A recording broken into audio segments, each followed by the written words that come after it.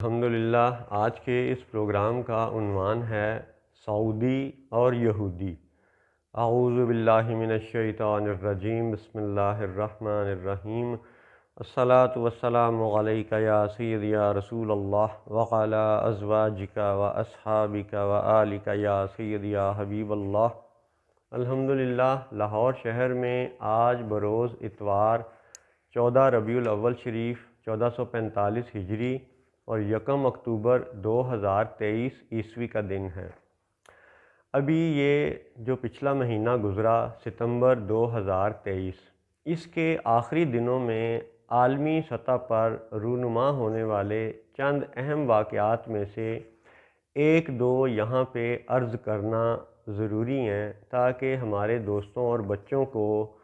یہ مزید یقین ہو جائے کہ حضور صلی اللہ علیہ وآلہ وسلم نے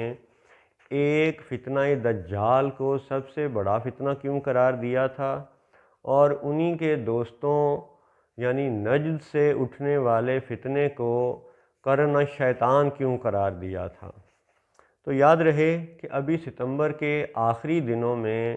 امریکہ کے فاکس نیوز کو ایک انٹرویو دیتے ہوئے سعودی ولی عہد MBS محمد بن سلمان نے بڑے واضح طور پر یہ کہا کہ ہر سال نہیں، ہر مہینے نہیں، بلکہ ہر روز، ایوری ڈے، لفظ تھے every day we are getting closer to Israel, یعنی ہر روز ہم اسرائیل کے قریب تر ہوتے چلے جا رہے ہیں۔ یہ MBS کا بیان تھا ستمبر کے آخری دنوں میں۔ پھر ستمبر ہی کے آخری دنوں میں امریکہ کے شہر نیو یارک میں جو اقوام متحدہ کی جنرل اسمبلی کا ہر سال سالانہ اجلاس ہوتا ہے، تو اس مرتبہ وہ 78واں اجلاس تھا، 78th سیشن۔ اس سیشن میں جب اسرائیل کے وزیر اعظم بنجامن نیتن یاہو کو تقریر کا موقع ملا تو اس نے ڈائس پر آ کے پوڈیم پر کھڑے ہو کر کے بڑے فخر سے یہ اعلان کیا کہ ایران کی وجہ سے خطۂ عرب کی حکومتیں اب ہمارے قریب تر ہو گئی ہیں، اور اس سے ہمیں وہ ویکیپیڈیا کے 12 سال پرانے ایک آرٹیکل کا حوالہ بھی یاد آتا ہے کہ جس میں بڑے واضح طور پہ انہوں نے یہ لکھا ہوا تھا کہ اس خطۂ عرب میں ایران اور سعودیہ عرب دونوں ہی یہ ٹوین پلرز ہیں اسرائیل کے، لیکن چونکہ ایران کے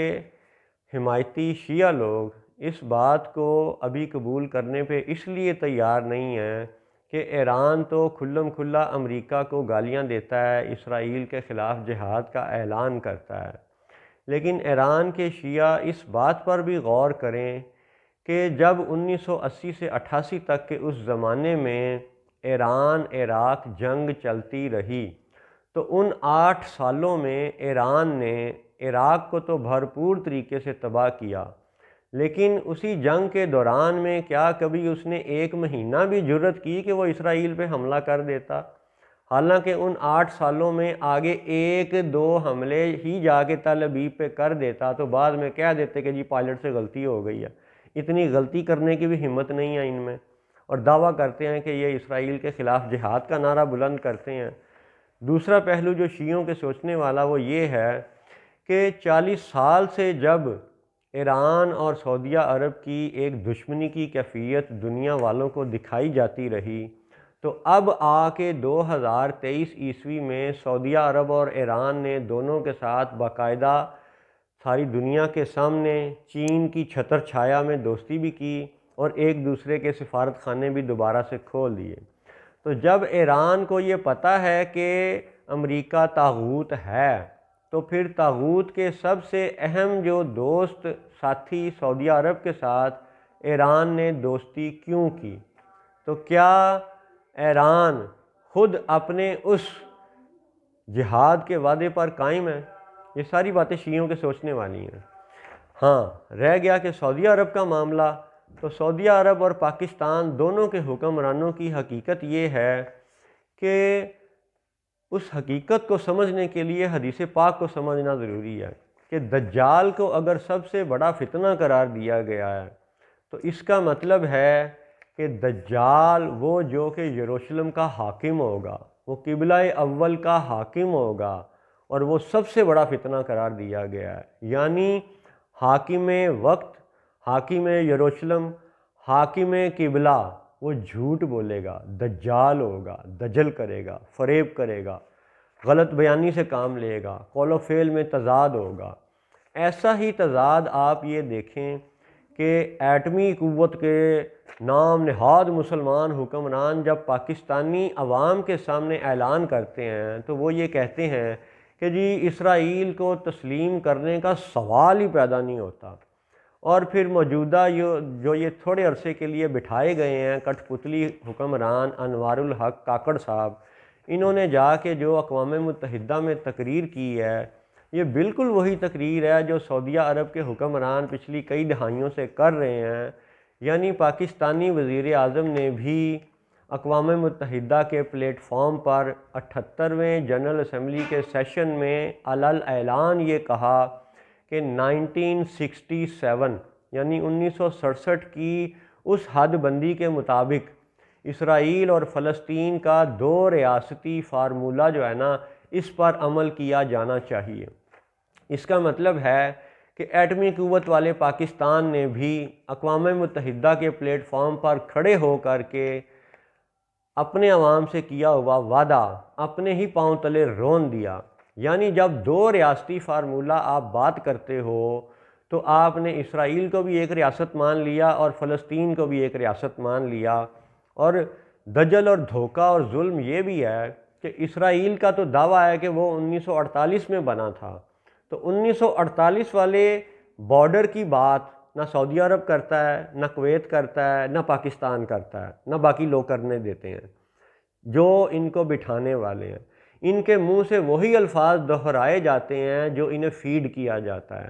1967 کے بارڈر کی بات کرنے والے یہ پاکستانی حکمران، ان کے محافظ، یہ سعودی حکمران اور ان کے محافظ، یہ سب اللہ و رسول کے مجرم ہیں، اور بالیقین رب تعالیٰ ان سے پوچھے گا کہ قوم کے سامنے تم کیا بات کہتے تھے، اور اقوام متحدہ کے جنرل اسمبلی کے سیشن میں جا کے تم کیا بات کر رہے تھے، تو کیا ان دونوں باتوں میں تضاد نہ تھا، دجل نہ تھا، فریب نہ تھا، ظلم اور اسرائیل کے ساتھ دوستی کا پہلو نہ تھا؟ لا حول ولا قوت الا باللہ العلی العظیم۔ اب آپ یاد کریں کہ چند سال پہلے جو سعودیہ عرب کے ایک سعودی ایئر لائن کے ہوائی جہاز کی پیسنجر پلین کی فوٹو آئی تھی، وہ اسرائیل کے بن گوریان ایئرپورٹ پر کھڑا تھا۔ وہ تصویر جب پھیلی سوشل میڈیا پہ تو سعودی حکومت نے اس پر پابندی لگا دی تھی کہ نہیں ایسا کچھ نہیں ہے، یہ جو ہے نا فیک نیوز ہے۔ تو اب اس فیک نیوز کا پردہ اسرائیل کے وزیر اعظم بنجامن نیتن یاہو نے اقوام متحدہ کے پلیٹ فارم پہ کھڑے ہو کے پوڈیم پر، ڈائس پر، ساری دنیا کے حکمرانوں کے سامنے یہ اعلان کیا ابھی ستمبر 2023 میں۔ اس نے ایک کاغذ نقشہ سا پکڑا ہوا تھا اور اس میں اس نے دکھایا کہ مصر، سوڈان، سعودیہ عرب، ان کو سبز رنگوں میں دکھایا گیا، اسرائیل کے ساتھ دوستی کو دکھایا گیا، اور پھر اس نے ایک سرخ مارکر سے ایک لکیر کھینچی جو کہ عمان میں سے گزرنے والی ایک سڑک اور سعودیہ عرب میں سے گزرنے والی ایک سڑک جو اسرائیل تک پہنچتی ہے، اور پھر آگے وہ میڈیٹرینین سی میں سے یورپ تک کا رستہ اس نے سرخ لائن سے کھینچ کر کے دکھایا۔ یہ ابھی ستمبر 2023 کا ذکر ہے۔ بنجامن نیتن یاہو نے اقوام متحدہ کے پلیٹ فارم پر ساری دنیا کے حکمرانوں کے سامنے یہ کہا کہ اب اسرائیل اور سعودیہ عرب یہ دوست ہیں۔ ایم بی ایس کا انٹرویو، اقوام متحدہ کی تقریریں، یہ سب ثبوت ہیں اس بات کا کہ رسول اللہ صلی اللہ علیہ وسلم بالکل سچے تھے، سچے ہیں اور سچے ہی رہیں گے، کیونکہ ان کا سچ ہمیں غیب کا یہ اشارہ پہلے سے بتا چکا کہ ایک قبلہ وہ ہوگا جہاں سے سب سے بڑا فتنہ دجال اٹھے گا، اور دوسرا قبلہ اس سرزمین پہ ہوگا جہاں نجد سے اٹھنے والے قرن شیطان یہ قابض ہوں گے اور دونوں ایک دوسرے کے دوست بنیں گے، اور ایک فتنے کو سب سے بڑا فتنہ قرار دیا جانا اور دوسرے کو قرن شیطان قرار دیا جانا، یہ رسول اللہ صلی اللہ علیہ وآلہ وسلم کے علم غیب کا وہ کمال ثبوت ہے جس کو ہم آج اپنی آنکھوں سے پورا ہوتے ہوئے دیکھ رہے ہیں۔ الحمدللہ ہمارے نبی سچے ہیں، اور اسی سچ کی مزید حقیقتیں یہ ہیں کہ پاکستان کے پرویز مشرف جیسے حکمران یا سعودیہ عرب کے آل سعود حکمران یہ ہمیشہ اپنی قوم کو یہودیوں کے حوالے سے یہ کہہ کے دھوکہ دیتے ہیں کہ جی مدینہ میں تو حضور نبی اکرم صلی اللہ علیہ وآلہ وسلم نے بھی تو مدینہ میں یہودیوں سے معاہدہ کیا تھا نا۔ یہ ایسا ادھورا سچ ہے جو ایک بہت بڑا فتنہ ہے۔ اس فتنے میں پرویز مشرف بھی شامل تھا، قمر جاوید باجوہ بھی شامل تھا، آج کے حافظ صاحب عاصم منیر صاحب بھی شامل ہیں، اور ساری مسلمان دنیا کے حکمران اور ان کے محافظ اس دجل میں پوری طرح شامل ہیں جب وہ اپنی مسلمان قوموں کو یہ کہتے ہیں کہ جی محمد الرسول اللہ صلی اللہ علیہ وآلہ وسلم نے بھی مدینہ میں یہودیوں سے معاہدہ کیا تھا۔ یہاں تک تو بتاتے ہیں، لیکن اگلی مکمل بات کیوں نہیں بتاتے کہ وہ معاہدہ تو منسوخ ہو گیا تھا۔ اس کی منسوخی کی آپ ایک مثال سمجھے ذرا، کہ جیسے جب حضور صلی اللہ علیہ وآلہ وسلم نے مکہ شریف میں تبلیغ کا آغاز کیا تو پہلے ہی دن شراب کی حرمت کی آیات نازل نہیں ہوئیں، بہت سے لوگ وہ شراب پیتے رہے، پھر وہ دین اسلام میں بھی داخل ہو گئے، پھر آہستہ آہستہ شراب کی حرمت کی آیات نازل ہو گئیں، اور پھر ان صحابہ کرام نے شراب پینا چھوڑ دی۔ یعنی شراب کا منسوخ ہونا یہ ایک تدریجی ایک عمل تھا، اور یہ ایک منسوخ اور ناسخ کی ایک مثال تھی۔ اسی مثال کو اب آپ یوں سمجھیں کہ جیسے قبلہ اول نماز کے لیے مقرر ہوا جب نماز فرض ہوئی، لیکن جب بعد میں قبلہ تبدیل کر کے کعبہ قرار دے دیا گیا تو اب مسلمانوں کے لیے قبلہ کعبہ ہے، مسجد الاقصیٰ نہیں ہے ہماری نماز کا رخ اس وقت۔ یعنی ناسخ اور منسوخ کے تصور کو ذہن میں رکھتے ہوئے اب آپ یہودیوں کا مدینے کا معاہدہ اور اس کی حقیقت سنیں۔ یہ مان لیا کہ حضور نبی اکرم صلی اللہ علیہ وآلہ وسلم نے یہودیوں سے معاہدہ کیا تھا، یہ حق ہے، سچ ہے، لیکن اگلا سچ یہ ہے کہ یہ معاہدہ اس وقت ہوا تھا جب یہودی غیر مسلم کے زمرے میں تھے، جب وہ حربی کافر کے زمرے میں چلے گئے اپنی منافقت سے،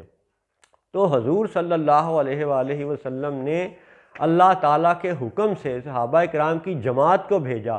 اور بنی قریظہ کے 750 افراد کو قتل کر دیا گیا۔ اب 750 افراد کا قتل کیا جانا یہ وہ سچ ہے جو مکہ والے بھی چھپاتے ہیں اور اسلام آباد والے بھی چھپاتے ہیں۔ یعنی 750 یہودیوں کا قتل کیا جانا اس بات کا ثبوت ہے، اس بات کی دلیل ہے کہ حضور صلی اللہ علیہ وسلم نے جو غیر مسلم یہودیوں سے معاہدہ کیا تھا وہ ان کے حربی کافر کے زمرے میں جانے پر منسوخ ہو گیا، اور حضور نے 750 یہودیوں کو قتل کیا، صحابہ کو بھیجا، 750 یہودی قتل ہوئے، لہٰذا وہ پچھلا معاہدہ منسوخ ہو گیا۔ اور اس یہودیوں سے منسوخی والی بات یہ کوئی مسلمان حکمران اپنی قوم کو نہیں بتاتا، حالانکہ یہ بھی تو حدیث کی کتب میں موجود ہے، حتیٰ کہ اسرائیلی روایات میں موجود ہے۔ ہمارے خادم حسین رضوی صاحب اور دیگر علماء کرام اس حدیث پاک کا حوالہ دے چکے، یہودیوں کے انسائکلوپیڈیا میں بھی یہ بات مذکور ہے۔ یعنی جب 750 یہودی قتل کر دیے گئے تو ماننا پڑے گا کہ اب وہ یہودی غیر مسلم نہ رہے، اب وہ حربی کافر کے زمرے میں چلے گئے، حرب جنگ کو کہتے ہیں، تو حربی کافر کے زمرے میں گئے، معاہدہ منسوخ ہو گیا۔ اور پھر اس منسوخی کے بعد کی کیفیت یہ تھی کہ اس کے بعد پھر تبوک بھی، خیبر بھی ان یہودیوں سے خالی کروا لیا گیا۔ غزوہ تبوک یہ اس کے بعد کی بات ہے، یعنی تبوک بھی ان سے خالی کروا لیا گیا جو مدینہ پاک سے تقریباً 700 کلومیٹر کا فاصلہ ہے، اور اتنا علاقہ سب یہودیوں کے وجود سے پاک کر دیا گیا، انہیں نکال دیا گیا۔ اور کنہوں نے نکالا؟ صحابہ کرام نے۔ کس کے حکم سے؟ رسول اللہ کے حکم سے۔ اور وہ وہابی جو ساری دنیا میں عید میلاد النبی کے پرمسرت موقع پر یہ وسوسہ اور فتنہ کھڑا کرتے ہیں کہ بھئی سنیو تم یہ بتاؤ کہ صحابہ کے عمل سے یہ ثابت ہے یا نہیں، تو بھئی اگر تمہیں عید میلاد النبی کا ثبوت نہیں ملتا، لیکن تمہاری وہابی کتابوں میں، دیوبندی کتابوں میں، اہل نجد کی کتابوں میں اور پھر احادیث کی کتب میں جب یہ بات لکھی ہوئی ہے کہ حضور صلی اللہ علیہ وسلم نے بنی قریظہ کے 750 افراد قتل کر دیے تھے، تو پھر اپنی قوم کو، مسلمانوں کو یہ بتاؤ کہ وہ معاہدہ مدینے کا یہودیوں والا منسوخ ہو گیا تھا، اور اب جب وہ منسوخ ہو گیا تو اب وہ دوبارہ قابل عمل اس لیے بھی نہ رہا کہ صحابہ کا تسلسل کیا ہے؟ عمل یہ ہے کہ خیبر سے بھی یہودی نکال دیے گئے، مدینہ سے بھی نکال دیے گئے، تبوک سے بھی نکال دیے گئے، اور اس سے پھر اگلا اہم واقعہ یہ ہے کہ حضور صلی اللہ علیہ وسلم جب اس دنیا سے پردہ کرتے ہیں اور حضور کی وفات شریف کے بعد چند سال بعد، غالباً 5-6 سال کے عرصے کے بعد، 17 ہجری میں 17 ہجری میں جناب عمر فاروق رضی اللہ تعالی عنہ اپنی مسلمان فوج کو یعنی صحابہ کرام کو بھیجتے ہیں کہ یروشلم فتح کرو۔ جب یروشلم فتح نہیں ہو پا رہا ہوتا، رکاوٹ آتی ہے، تو وہاں کے گورنر یعنی کہ وہ کمانڈر خط لکھتے ہیں کہ جناب عمر آپ خود تشریف لائیں۔ حضرت عمر فاروق رضی اللہ تعالیٰ عنہ خود مدینہ سے چلتے ہیں، یروشلم پہنچتے ہیں اور پھر یروشلم کو فتح کرتے ہیں۔ وہاں کا وہ جو راہب تھا، وہ جو ان کا سفوریس نام تھا، اس نے شہر کی چابی حضرت عمر فاروق کے ہاتھ میں دے دی۔ اس طرح یروشلم فتح ہوا۔ تو یروشلم کی فتح جو ہے حضرت عمر فاروق کے ہاتھوں ہونا، یہ وہابیوں کے لیے بھی قابل غور ہے، دیوبندیوں کے لیے بھی قابل غور ہے، اور شیعوں کے لیے بھی قابل غور ہے کہ اگر یروشلم کی فتح کی تم بات کرتے ہو، اگر اسرائیل کے خلاف جہاد کی بات کرتے ہو، تو پھر یہ جہاد صرف اور صرف جناب عمر فاروق رضی اللہ تعالی عنہ کی سنت سمجھ کے کرنا پڑے گا، پھر ہی یروشلم فتح ہوگا۔ اور وہ حکمران جو پرویز مشرف جیسے اور یہ آل سعود جیسے، جو یہ اپنی قوموں کو دھوکہ دیتے ہیں کہ حضور نے تو یہودیوں سے معاہدہ کیا تھا، وہ پورا سچ بتائیں کہ بعد میں وہ معاہدہ منسوخ ہو گیا تھا، 750 یہودی قتل کیے گئے تھے، مدینہ، خیبر، تبوک سب یہودیوں سے خالی کروا لیا گیا تھا۔ اور اس سے اگلا اہم واقعہ یہ ہے کہ جناب عمر فاروق رضی اللہ تعالی عنہ نے صحابی رسول ہوتے ہوئے، اہل بیت ہوتے ہوئے یروشلم کو فتح کیا تھا، اور اس یروشلم کی فتح کو آج کا ہمارا کوئی حکمران اپنے ملک کی عوام کو بتانے پر تیار نہیں ہے، کیونکہ ان میں یہ ہمت ہی نہیں ہے کہ رسول اللہ کے سچ کو سچ مانیں اور اپنے لوگوں کو سچ بتائیں۔ یہی فتنہ دجل ہے کہ حاکم وقت جھوٹے ہوں گے،